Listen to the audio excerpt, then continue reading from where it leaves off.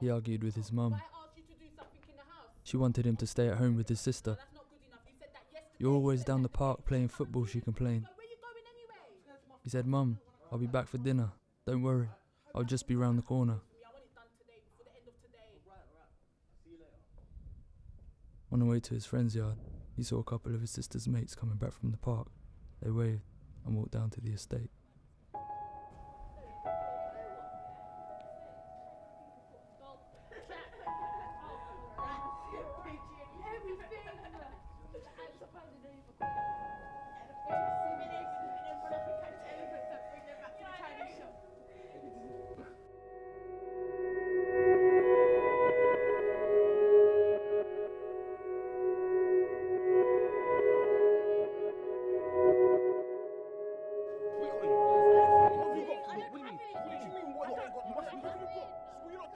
As he walked towards the corner of the alley, he saw two hooded youths, shouting and pushing two younger girls that he knew.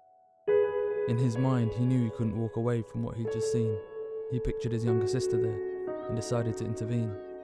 He walked towards the scene as a youth pushed one of the girls and asked her for a phone.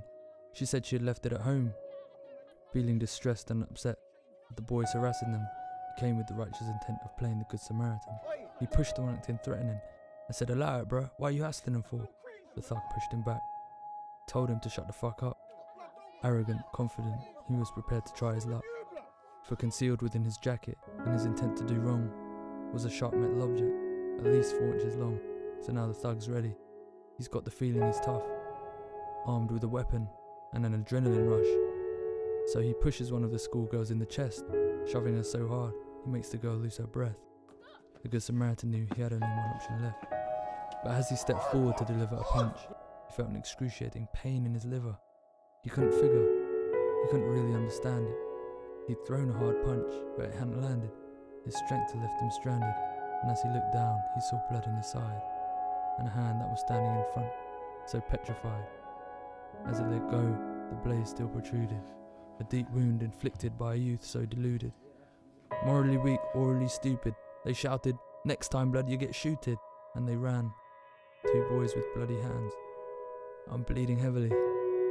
God, take care of me. Let me see my mum once more, and I'll die readily. These were the thoughts that came, as he tried to cry out in pain, but he produced no noise. Pain had consumed his voice, and as he staggered down the pavement, he felt a pain in his back. Losing his breath, he almost fell to the concrete and collapsed. But he held on. His grandma always told him to stay strong and be brave, stay righteous and behave. And as he felt slowly dying, he watched his life replay, thinking about life rather than death as he prayed. But now he's hurting. The blue hoodie his grandma had bought him gradually turned darker as the blood started pouring.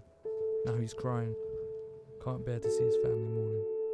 But just when he felt the time came for his calling, a woman appeared over him, saying it would be okay. "I'm a nurse," she said. "An ambulance is on its way. But for now, breathe easy. Calm down, you'll be okay. You'll live to see another day." Chris, everything's going to be fine, okay? Did you see what happened? Yes. Just calm down. Get some help!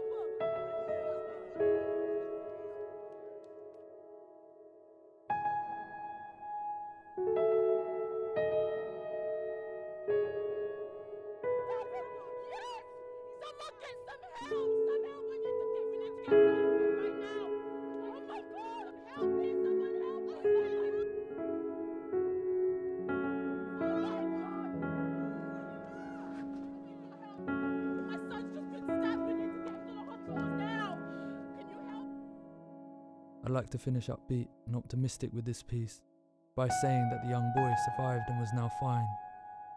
But idealism can't suffice for realism this time. The grittiness of life has consumed our modern minds. All the suffering of the world has made our eyes blind. We feel the sorrow, but we're so used to it, it's gone by tomorrow.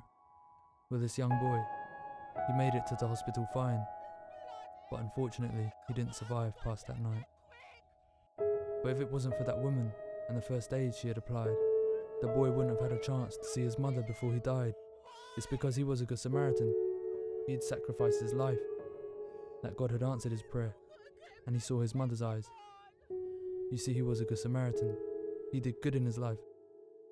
So a good Samaritan had helped him one last time before he died.